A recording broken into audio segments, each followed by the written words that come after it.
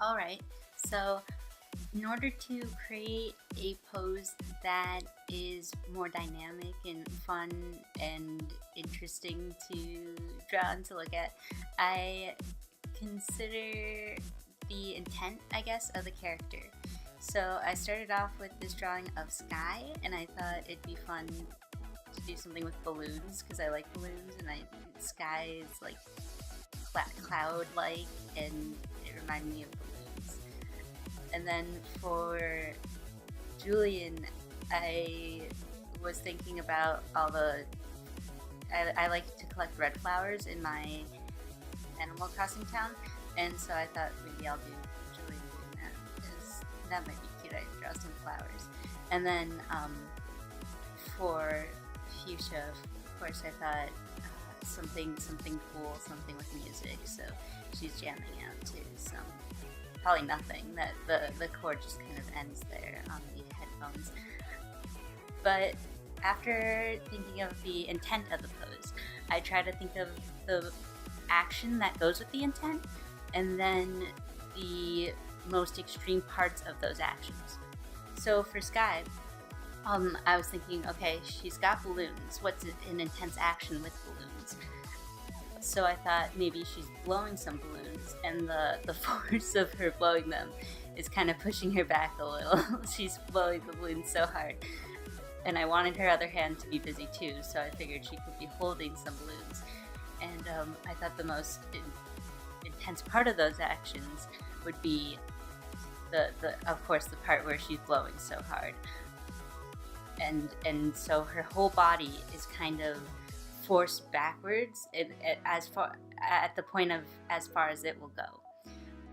And you can see that in the curve of her body and how the balloons and her tail and everything are going one way to push back from that force. Then for Julian, I thought he's picking flowers. What's the most what will get me the best silhouette, really?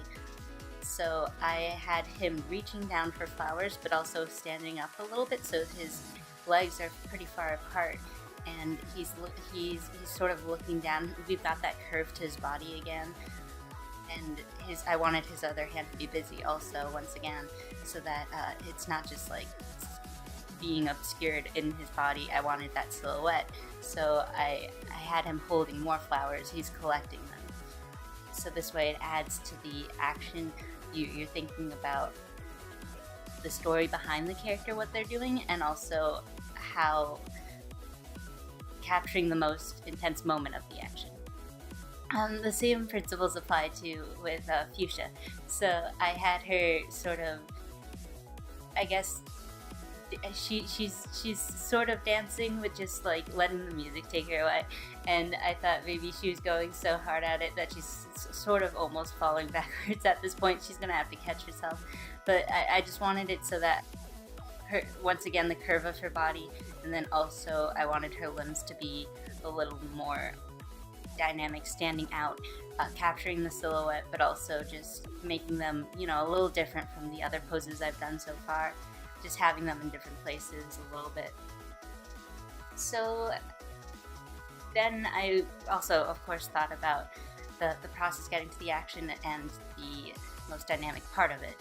So what I mean by like the most dynamic part of the whole action would be like, for another example that I didn't draw, but maybe like if a character's jumping, then I don't want to capture them like halfway through the jump. I want to capture the pose maybe like at the furthest point of reeling up, getting ready to jump, so they're all scrunched up, or right at the end when they're all spread out, at the most spread out part of the jump.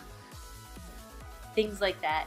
Just the biggest contrast, the most power being held in or expelled of the action.